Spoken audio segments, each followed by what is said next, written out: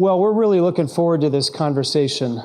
We've been planning for this for a while and just really eager to have this. Andy Crouch is a good friend of Upper House and to many in this room, so we're delighted to welcome him to Upper House today. Let me share a little bit about his background. Andy serves as partner for theology and culture at Praxis, an organization that works as a creative engine for redemptive entrepreneurship. As a best-selling author, Andy explores faith, culture, and the image of God in the domains of technology, power, leadership, and the arts.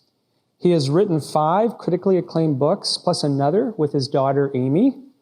His most recent book, The Life We're Looking For, is the focus of today's conversation. His work and writing has been featured in the New York Times, the Wall Street Journal, Time Magazine, and in many other popular news and journalistic outlets. Andy serves on the governing board of InterVarsity Christian Fellowship and as an advisor to the Repentance Project, the Pelican Project, and Revoice. For more than 10 years, he was an editor and producer at Christianity Today, including serving as executive editor. He also served the John Templeton Foundation in 2017 as senior strategist for communication. From 1998 to 2003, Andy was the editor-in-chief of Regeneration Quarterly. Some of you will remember that. That was quite a groundbreaking magazine for its time. And it was really aimed at an emerging generation of culturally creative Christians. And for 10 years, he also served as a campus minister with InterVarsity Christian Fellowship at Harvard University. And we have a number of InterVarsity folks with us today. Andy studied classics at Cornell University and received a Master of Divinity from Boston University School of Theology. He is a classically trained and highly accomplished musician and lives with his family in Pennsylvania. Please join me in welcoming Andy Crouch. There he is. Hello, friends. It's so good to see you, Andy. It's so much better to have you in person, but this is a close second. Here. Fabulous. We're going to start off by, John and I have prepared some questions for Andy. So we're going to have a conversation for about 20 or 25 minutes that really take us through the core principles of the book and what Andy is unpacking here in The Life We're Looking For, Reclaiming Relationship in a Technological World. Andy, to get us started, I would love to ask, we really like multi-part questions here, so beware. So first of all, I'd like to start with, why did you write this book, and who is it for, and what is the primary crisis of our times that you're addressing through this work? So summarize that. Yes. All right. We may never get to my question. Thank you for that 20-minute question. Well, I wrote the book because this book is fundamentally about 2 topics that aren't put together closely enough, I think. It's about technology, which a lot of us are thinking about and talking about in different ways, and which I've been writing about for a few years. But it's also about kind of an abstract word, but personhood, what it is to be a person. And I actually felt like we needed to put these 2 topics closer together to one another than I had seen done. So that's why I wrote it, I suppose. I always write for the same reader.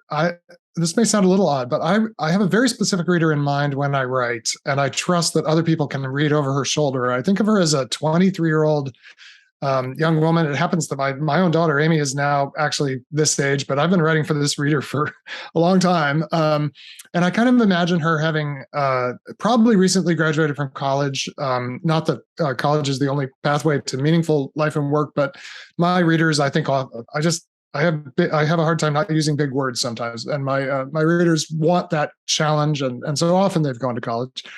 But now she's out of college, and she's sort of finding her way as an adult, as a person with responsibility for a world that is clearly broken, that's also clearly beautiful, and just trying to orient, like, where am I? What is going on? What matters most? How can my life make a difference? And of course, I know most of my readers are not that person, but I sort of imagine that person. And I figure if I can write in a way that will matter for that reader, it will probably matter for a lot of others.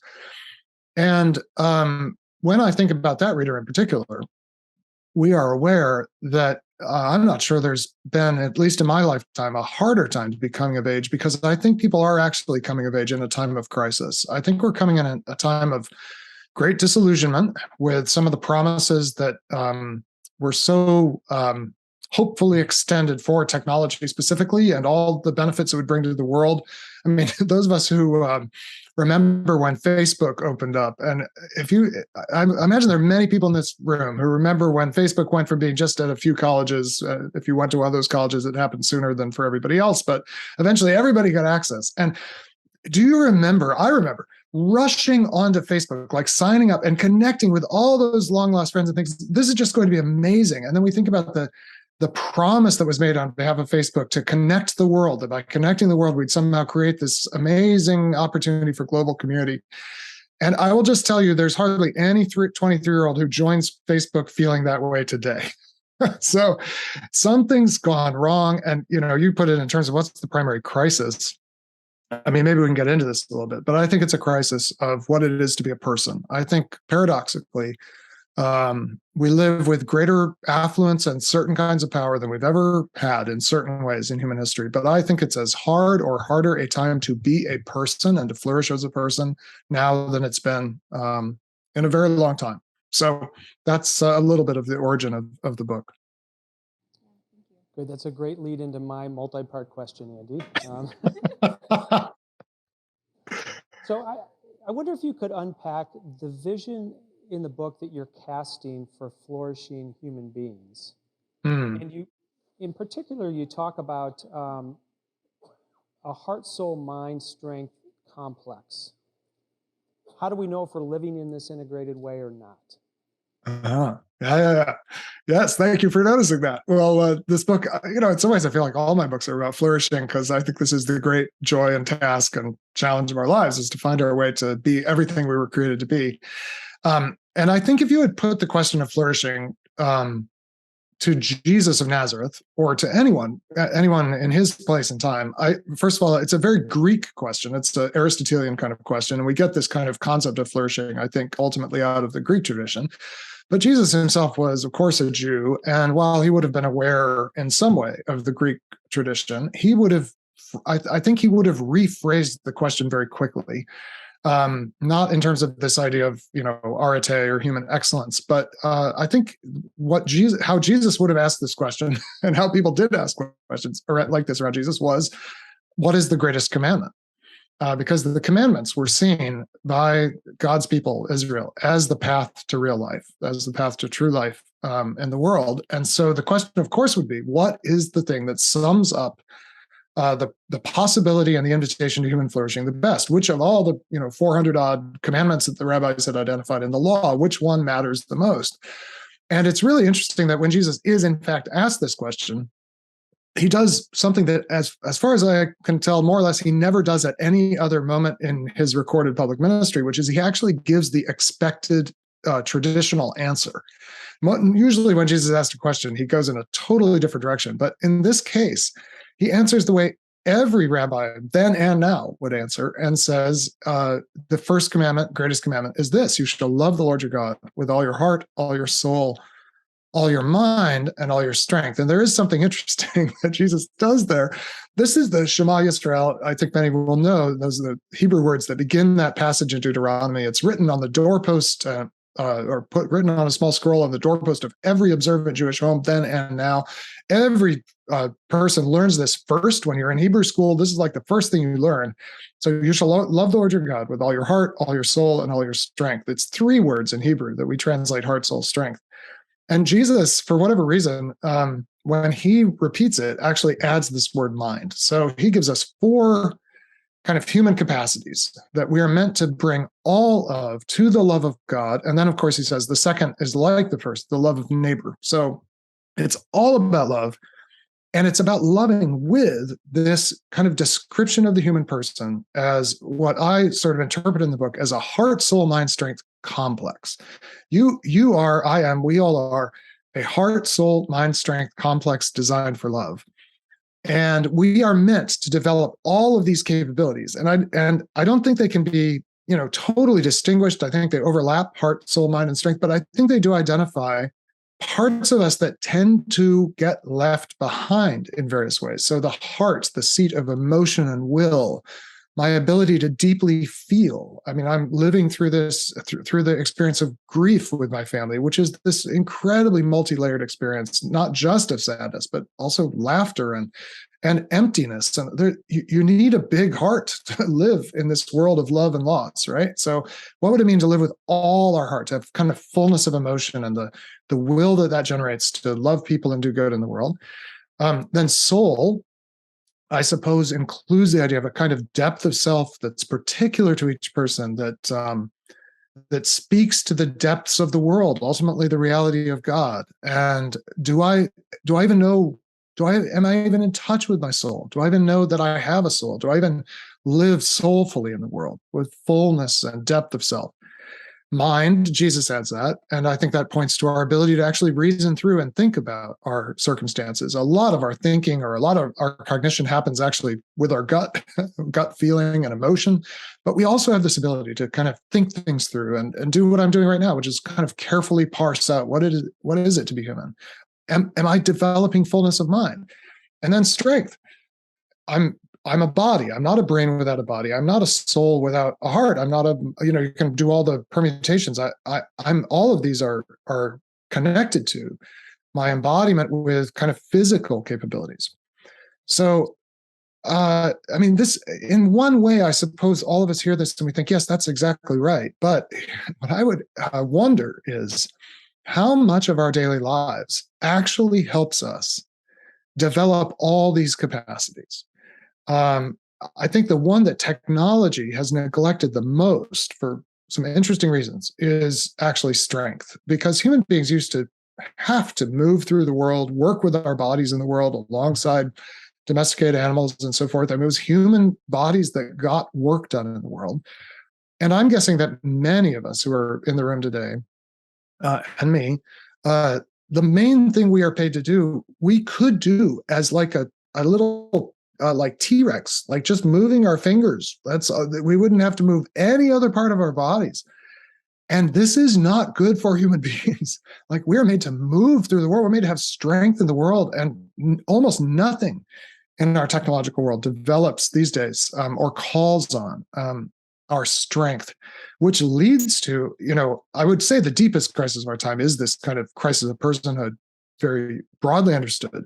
But there is also a medical crisis, a public health crisis, and we've lived through a pandemic here. But there's an epidemic happening in our world, our whole world, especially the parts that are most technological, that is not infectious. For the first time in human history, we have a global, really, pandemic that is not carried by a virus or a bacteria. And it goes by the name metabolic syndrome, which is this combination of high weight, high blood pressure, high cholesterol, and then high blood sugar, that leads to all kinds of debilitating conditions, especially as we age. And most people in the West are on their way to this disorder of lack of movement, because we've built a technological world that doesn't ask anything of our bodies. And so, John, I'm wrapping up here, but I actually think that's sort of emblematic of something that's happening to the other three faculties or capabilities as well, that I actually think we're finding that a world of constant image and beauty and outrage actually isn't that good for our hearts. Our hearts seem to be shrinking rather than growing, even with all the sort of information and media streams we're fed. Our minds, are we actually becoming more keen of mind? And what is happening to our soul? I think none of these are optimized for in the development of the technological story. We're not building new devices to make us better at being heart, soul, mind, strength complexes designed for love. And maybe that reminds me, the other person I wrote this book for is people who actually have a chance to influence the direction of technology, because I'm not calling for us to rewind or withdraw from it, but I think we need to redesign it. And the redesign always needs to be about this question. Does this help human beings become more deeply people who have allness of heart, soul, mind, and strength to bring to the task of loving God and loving their neighbor? Thanks, Andy. In the book, as we're in the process of trying to live into this vision of being heart, soul, mind, strength complexes designed for love, you diagnose these three or outline these three core cultural realities, or they could even be considered like cultural threats or forces, which are superpowers, magic, and mammon. So I'm wondering, how do you define each of these kind of core threats? What do they want from us? And maybe even what sort of perfect storm are they creating of an ecosystem that we're living in, that we're up against? Wow. Wow. Yes. All right. So superpowers, magic, and mammon. You asked what do they want from us, but I think the first two at least are first of all things that we want. And in this kind of interesting inversion, it turns out that they are in the service of something that wants something from us, and it's not something good. So to start with superpowers, I started to notice that this word is used a lot to promote technology these days. And I think it actually captures something very unique to our time and our experience of the world, which is that we now routinely have what I would call the sensation of effortless power. Superpowers are effortless power. So if you think about Superman, the original superhero, as near as I can tell, now there are times when he seems to be working really hard, like when he has to lift something like a freight train or whatever. But just thinking about when he flies, from my memory, and it's been a while since I watched a Superman cartoon or movie, but he basically just decides to fly. Like he stretches out his arms and off he goes. He's not flapping his wings, he just decides to fly, and he can fly. Well, so can I. I get on a plane and I sit down and I do nothing for some number of hours. And ideally, at the end, I'm in Madison, but maybe I'm in a less happy place like San Diego or something. And I've had no effort. I spent some money, but other than that, no effort was required. And yet I have flown across a continent or across an ocean. Well, that sensation is actually very common in our world of devices. It's actually what we find kind of intoxicating about our technology. Oh my gosh, I just press this button and watch what happens. So superpowers are the kind of presentation layer of technology, you could say. They're the thing that actually sells technology. It's like, wow, I'll be able to get so much more done with so much less effort. But I will point out that one thing superpowers do not do is develop. They certainly don't develop your strength, because strength is developed against resistance. Maybe they don't actually very much develop your mind. We all know the sensation of not being able to remember things because we're so used to looking them up. And I think there's obviously a value in the referenceability of the internet and so forth. But do we sense, perhaps, just possibly, that our ability to deeply think, to read, to reflect, to work our way through ideas and problems, and if we don't think it's happening to us, you can go on Facebook and look at your neighbors and see how they seem to be reasoning and reflecting about things, and you get very worried, because superpowers don't develop these human capabilities, and they leave us kind of strangely diminished. At the end of that long plane flight, you have just done something absolutely extraordinary, but you yourself feel kind of dwindling in your, probably not just your strength, but maybe your heart, your mind, and your soul as well. This, I think, taps into the second layer of the thing we want.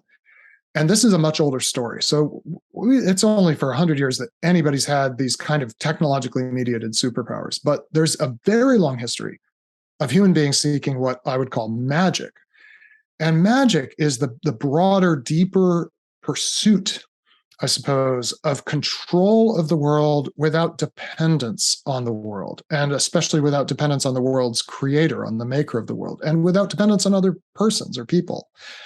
In the Western world, this goes back through the story of alchemy, which accompanied the scientific project for so long and was interwoven with it in ways that's very hard to tell an alchemist and a chemist apart in, say, 1500. But we now think of science as having gotten rid of the dreams of alchemy.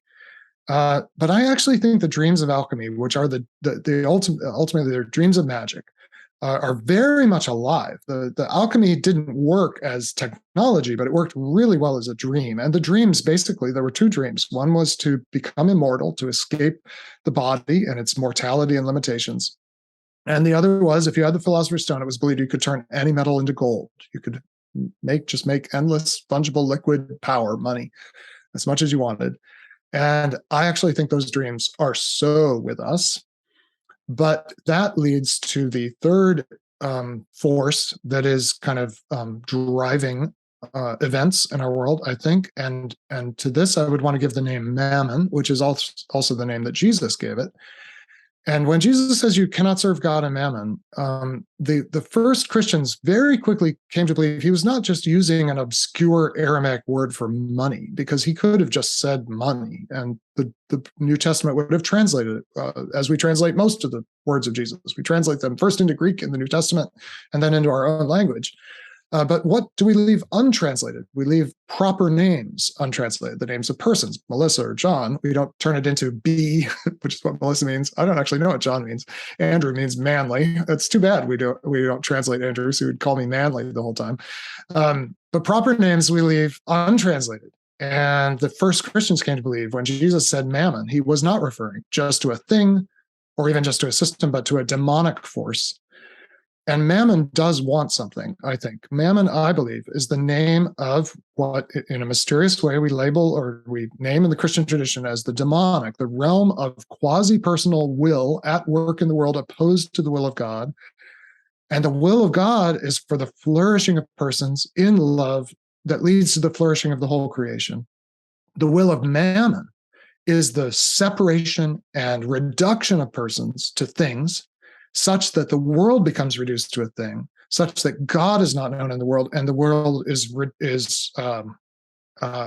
ultimately destroyed, because the demonic hates relationality and the demonic hates creation, because they have repudiated their call to be relational, and they were never given bodies. And the tradition at least suggests that there's a kind of envy of our embodiment in the beautiful material world that God made.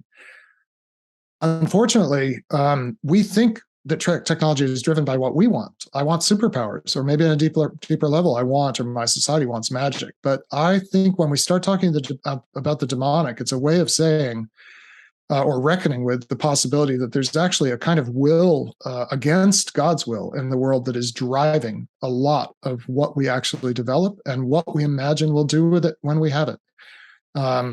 And you use the phrase "a perfect storm." I think this is why it is so hard to be a person in the world, because this world is actually in the hands of, or in the grip of, a system that does not want persons to flourish. So we have got to recognize that our little dreams of superpowers plug in to a very dangerous alternative reality or irreality. We should jump to the last question. Sorry, that's a way of saying I went too long. No, you're doing great. I want to make sure, I can tell there are a lot of questions, and there's eagerness at the tables to have some discussion. Totally. I think this is a good lead into the last question. If we have time, we'll circle back on your intermission. Sure. But Andy, you recommend 3 redemptive moves that could reset our current way of living. What are they, and what difference might they make? Yeah, I can do these pretty quickly. So first, we need to redesign our technology. Our technology is not currently designed to help you be a heart, soul, mind, strength, complex design for love, but it could be. And in the book, I talk about this as a transition in our kind of what we're designing for, from devices to instruments. Devices being, and I'm borrowing this word from a philosopher named Albert Borgman, who's really shaped the way I think about this. Devices being basically the technologies that give you superpowers, that let you just sit back and watch the device do its work. It's autonomous. It operates on its own. It asks very little of you, develops very little in you. But there's another stream in the story of human tool making and technology, which ends up in the modern era with what we call instruments. And think about, first of all, scientific instruments. So I'm fortunate to be married to an experimental physicist, my wife Catherine, and Catherine worked in her experimental work with lasers and all kinds of things, dilution refrigerators, these very, very complex, very technological things. But they're not devices because they actually fully involve, I was going to say a person, but actually a community of persons, because modern science is done entirely in relational groups, working groups, laboratory groups.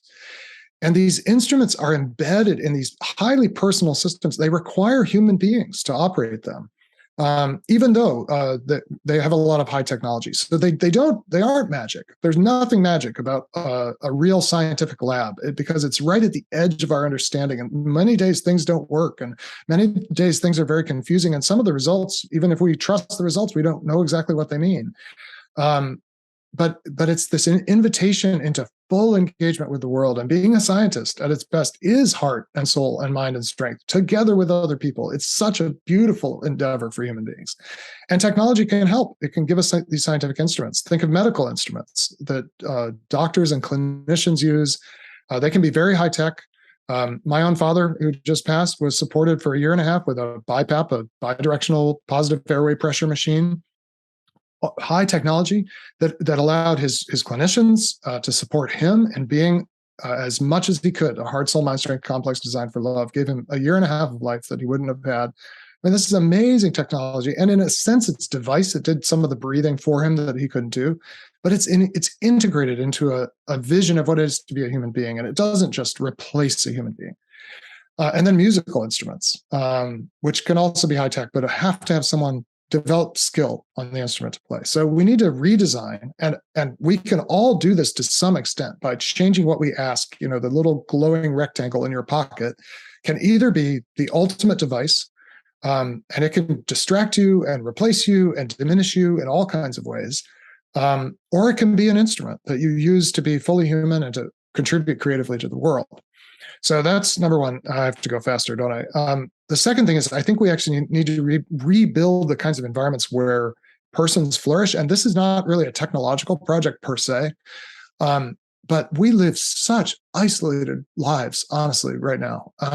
And so in the book, I talk about moving from just family, which is very important for human beings, to a broader understanding of literally where we live and who we live with, that I call the household, which is this Greco-Roman idea, and what's found in many cultures, where human beings live in more extended kinds of networks of kinship and quasi-kinship that mean that even if you are not married, and more than half of American adults are not married, and most of us will not be married at seasons of our lives or our whole lives, even if you don't have children, or even if your own parents have gone, you have a place to belong. We need to build places to belong for people, because this is a very, very lonely world that Mammon's creating for us. And then that will require us to take this journey that in the book I call from charmed to blessed. I think what technology gives us is a kind of temporary simulation of a charmed life, a kind of magical life. And some of us got to live very charmed lives for some amount of time.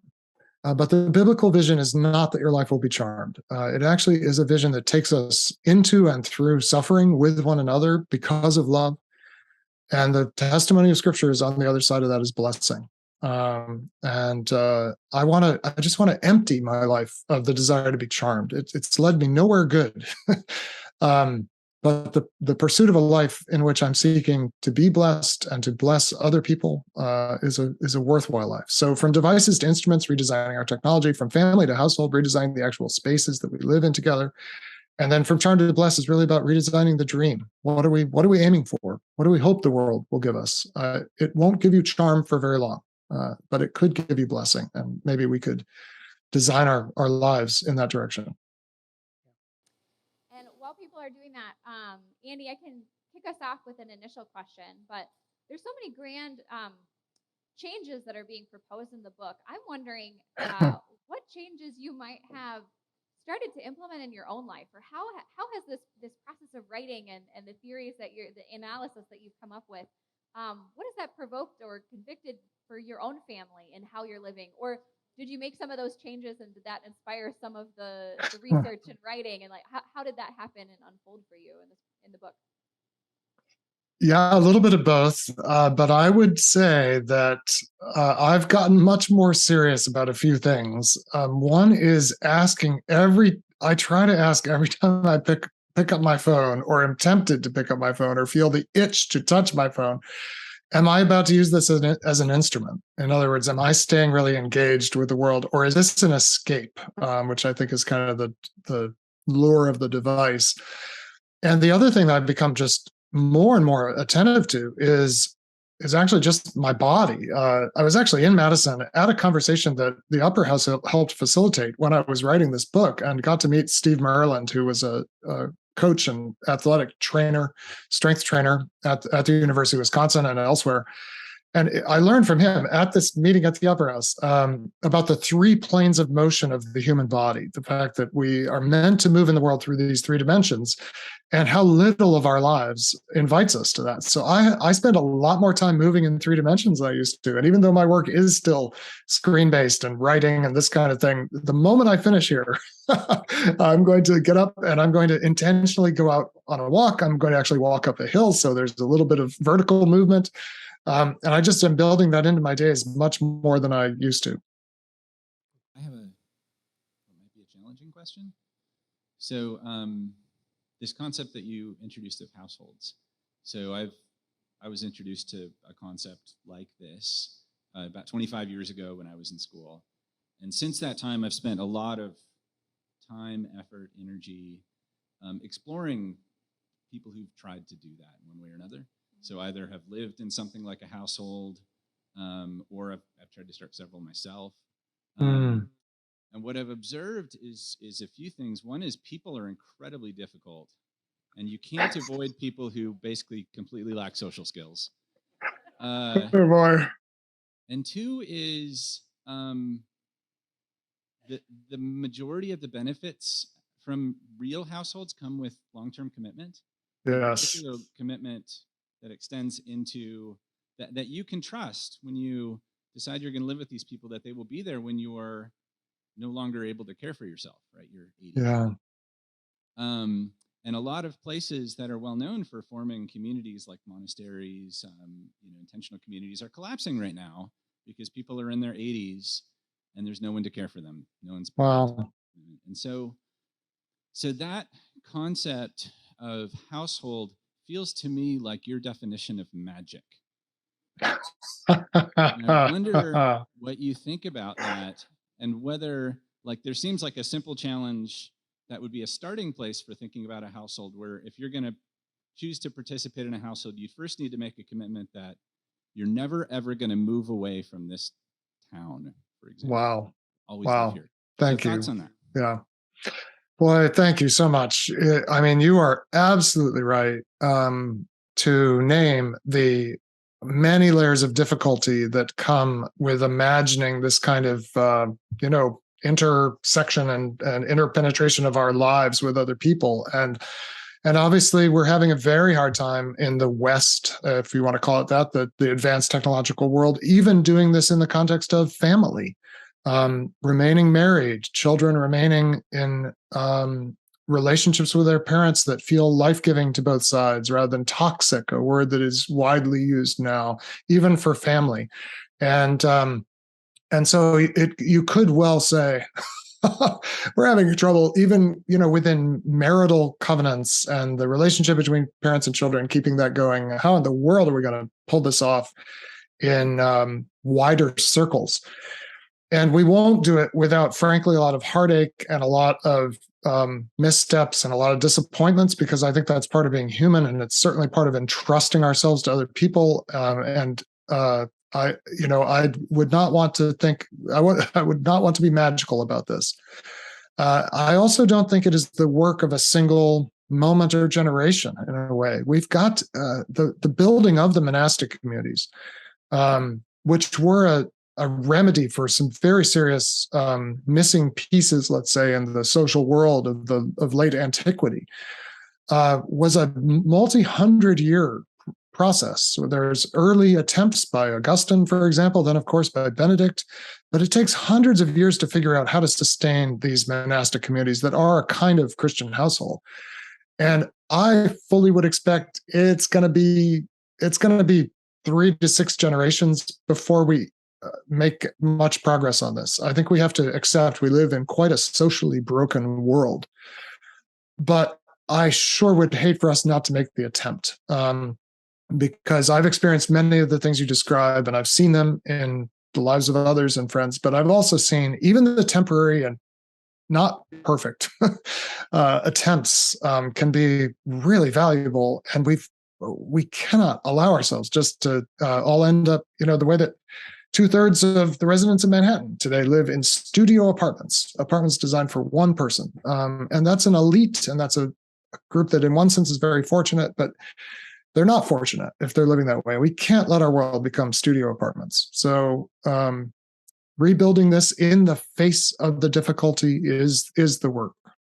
But thank you for that very sobering and accurate challenge. Hi, I have a question on a similar vein to that. How do you go about finding a group or a community of other believers to like take these steps with? Because Yes. like as an individual or as a family, it's hard to make any change within these systems and structures. And so, yeah, what are some recommendations or tips on how to find like the people that you can do this with, and like what has worked in your life and family? Wow. Yes. Fabulous question. And in essence, I would say it's taking the next step where we have reason to think we can extend what in the book I call a canopy of trust. I think of all human relationships, all healthy relationships take place under this kind of umbrella of trust. And the invitation to household life is very broadly the idea of kind of extending, just widening the umbrella a little bit. So I think this requires discernment. And the previous question alluded to this. You can't entrust yourself. You can't entrust all aspects of your life, especially the vulnerable people in your life or the vulnerable parts of your own life. You can't entrust that to just anyone. You need to discern that there is a way and a path towards trust. But what are the steps? I mean, I would not start by moving in together necessarily in some magical new home, but I'd suggest a weekly meal that is shared with a group of people who you always sort of want to get together, but why not actually make it a regular commitment? One of the things I love to think about is who has a key to your home besides the people who live in your home. I think that one index of relational health and community is how many people have a key to your house. Not in the sense that they're using it all the time, but they could if they needed to, and they know that they can if they do need to be with you, or if you need them. Who has access to these private spaces that we are encouraged, I think, to create by Mammon and by our human desire to kind of flee from being known. And so, I would think in terms of, moving step by step towards deeper trust with people. My wife and I are living this right now in a small way. We have lived in a single family home for 19 years as we raised our children. And my wife has a sabbatical this year. And so we decided to spend it in Boston, and learned that friends of ours have an apartment in their home. They live upstairs and they rent out the first floor in the city of Somerville, Massachusetts, in Boston. So we moved in with these friends, and we instantly moved into this household experience. And I will tell you, it is a very unsettling experience because they come and go. They know when we come and go. We're seeing them far more than we saw any of our friends in our former suburban single-family detached home life. Even though we've had good friends at many stages of our lives, this is just a different thing. And we only did it because we have had a long time relationship with these friends, that we've never lived with them. And our daughter calls them our friend lords, landlords plus friends, friend lords. But it has turned out to be the most amazing gift, not least in this time of moving through my dad's last weeks and months.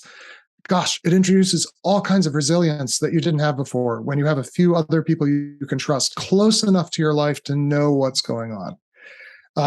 Now for us, it's a 1-year commitment at this time. And it's a small thing, but I think maybe for more of us than we realize, there's a step we could take toward extending that canopy of trust in some way that could start to knit back together the fabric of our lives with other people beyond our own covenant families. So when I talk with people about life and how things are going, that regular thing will be, I'm just so busy. And I think part of the appeal of the devices is that it gives the impression that it'll make things easier. Easier, yes. I'm so stressed. I'm so anxious. If I just have this thing that I can just don't have to go anywhere. I don't have to do anything. I can just click it on my phone. I don't have to take the time to run somewhere. I can just do it. It'll help me. And one of the premises that you're stating, and I think it's a great one, is that actually it's good for us to do, It's good for us Yes. to have things that push back on us, that easier isn't actually better for us. Yeah. I guess maybe there's kind of I guess I have two thoughts or two questions with it. So one is how to get us to really embrace that actually easier isn't better for us. I mean, maybe sometimes, occasionally, but not always. That doing is good and can be good. So I guess maybe that's the first part. And the second part, I don't know, maybe this is too much of a second part, but I'm just going to throw it out there. We were talking about at our table how sometimes you can do a lot of really good things and at the end feel drained. And Yes. other times you can do a lot of really good things and at the end feel lifted up. And Wow. sometimes doing leads to thriving, sometimes doing leads to depriving, I guess. So where's the difference and how's that difference? Because I wonder if we can nail down, or at least I don't know if we can nail down, but have a better idea of the difference between thriving doing and depriving doing that may help us encourage people to embrace doing. Wow. I love it. I love it. Thank you. Fabulous.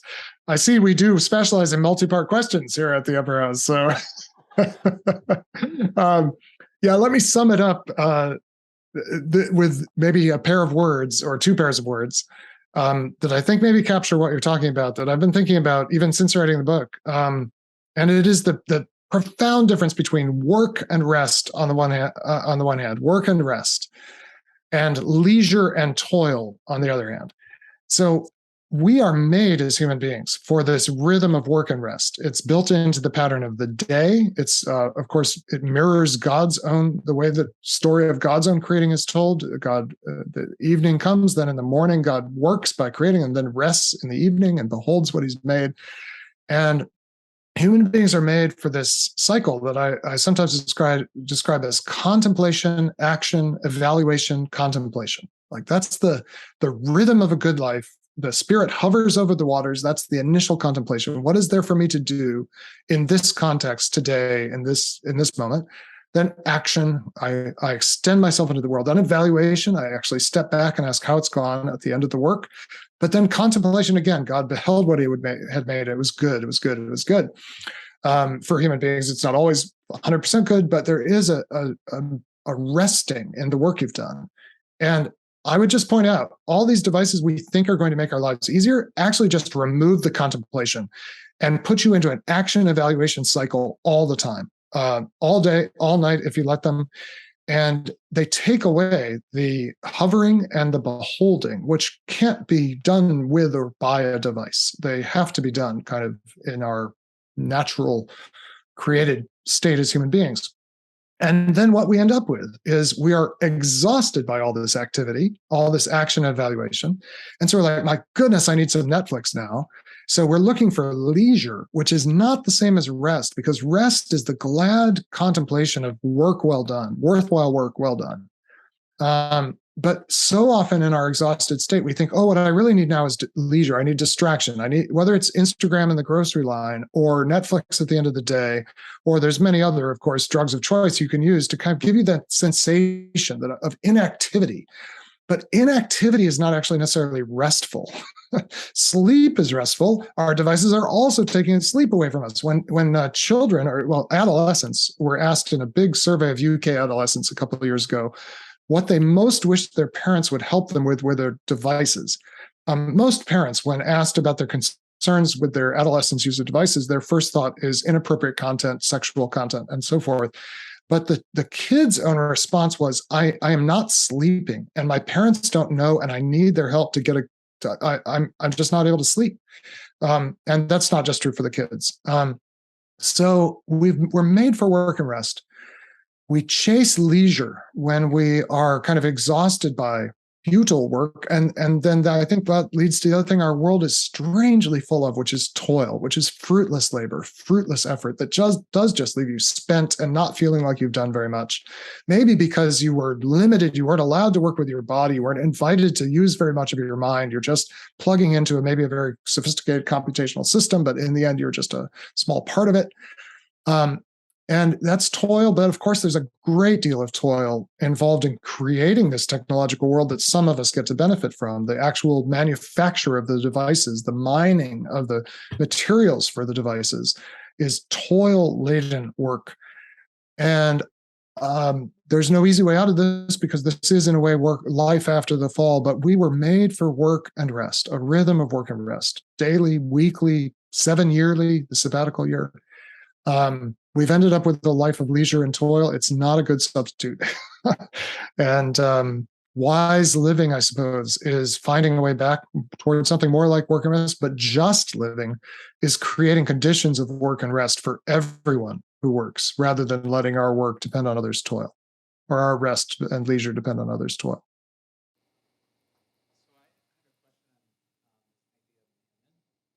Hmm.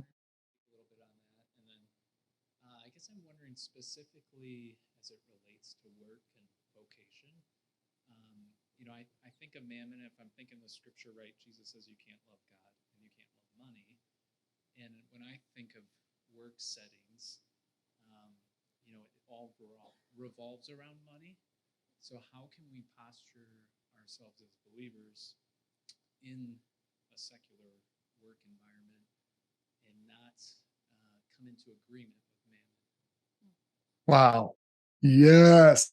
Oh my gosh. I love the verb you use, not come into agreement with Mammon, not agree with Mammon's agenda. I do believe you can use money in a perfectly good way, because money fundamentally is just a unit of account, a store of value, and a medium of exchange. And none of those things are bad. It's very useful to be able to account for certain kinds of value we create in the world. It's very useful to be able to exchange them. It's very useful to be able to store value. And so the fact that our business world operates kind of keeping track of the value created through the use of money and the exchange of money, to me is actually not, I wouldn't say neutral. I'm very wary of calling anything in the world neutral. I would say it's basically very good. It's part of culture. It's part of human beings discovering the properties of the world and using them to bring forth good in the world.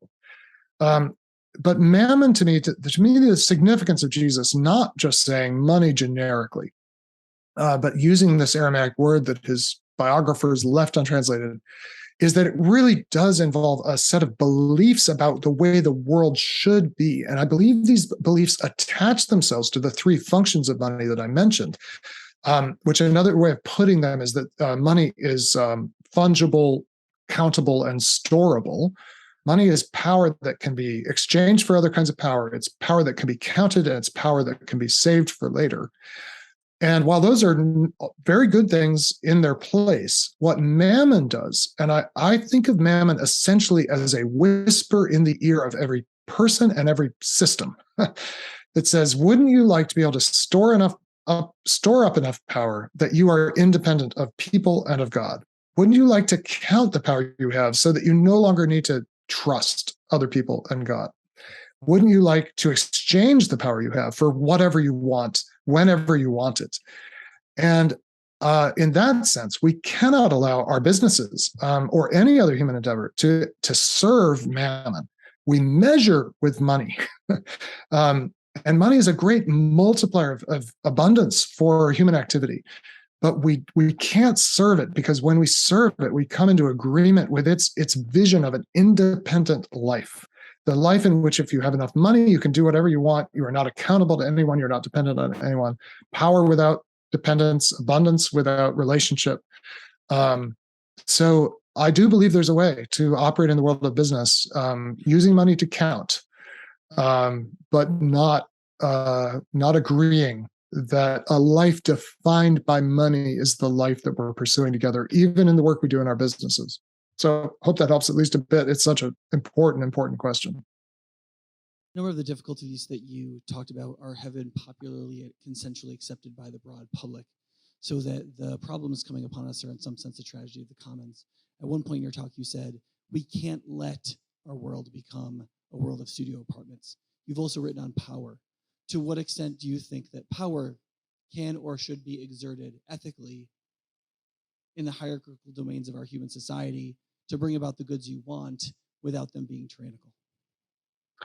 Wow. Yes. Well, I think you said something very significant there that I'm so grateful that you picked up on, which is, I actually think this conversation and this dilemma or crisis, as Moses said at the beginning, that we find ourselves in, one thing we've got going for us is that the sense of it is very broadly shared. Not necessarily all the diagnosis that I might offer or that we might share if we happen to be, say, Christians, but there's a consensus that things are not working very well. So that's actually tremendously hopeful, in that it means that I and my neighbors, I don't agree with my neighbors about certain important things, perhaps, but generally people agree this is not going in the right direction.